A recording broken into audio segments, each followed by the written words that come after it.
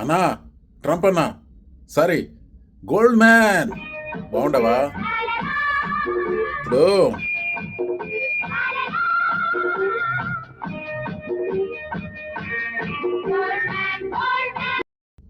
నువ్వు green card, sorry gold card, అదే citizenship path, ఇవన్నీ $5 మిలియన్ అమ్ముతుండవు కదా. నాకు చాలా లేట్గా అర్థమైందన్న ట్యూబ్ లైట్ని. అంటే పౌరసత్వం విలువ $5 మిలియన్. నేను పౌరుణ్ణి అంటే నా దగ్గర $5 మిలియన్ వస్తువు ఉండదు, అంతే కదా.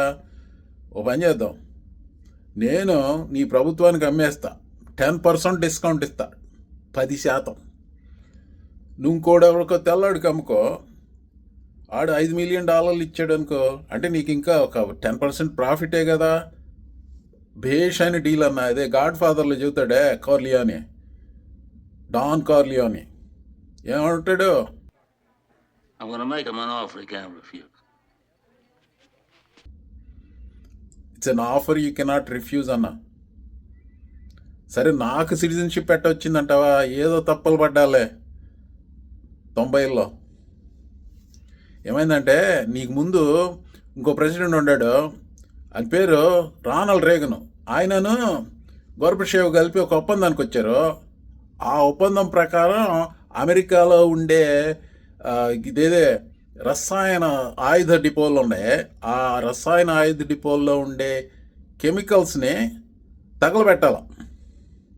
అది తగలబెడితే ఏమన్నా ప్రమాదం అవుద్ది కదా. అది ప్రమాదం అయితే చుట్టుపక్కల ప్రజలకి కష్టం కదా. ఒక 8 ఉండాలి అట్ట డిపోలో.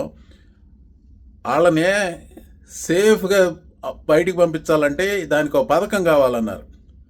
ఆ పథకాలు చేసేదానికి ఒక సాఫ్ట్వేర్ ఉంది. ఆ సాఫ్ట్వేర్ వాడటం చాలామందికి తెలియదు. చాలామంది అసలు అది చేసేవాళ్ళు దొరక్క నన్ను తీసుకున్నారు.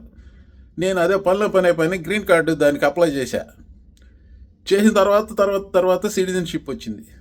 నికార్స్గానే వచ్చిందన్న. నేనేది దొడ్డిదారిలో రాలా. సరే, నల్ల తోలాళ్ళు బ్రౌన్ తోలాళ్ళు ఎందుకన్నా నీకు?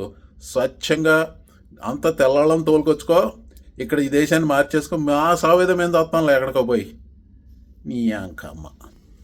సారీ అండి, నేను ఏదో క్యారెక్టర్లోకి వెళ్ళి ఏదో సాటైర్గా చెప్పాలని చెప్పాను. అదేంటి, నేను టేబుల్ ఎక్కి గంతు లేనన్నాను, పాటలు పాడినన్నాను, కానీ సాటైర్ లేనని చెప్పలేదు కదా. అలాగైతే సరే.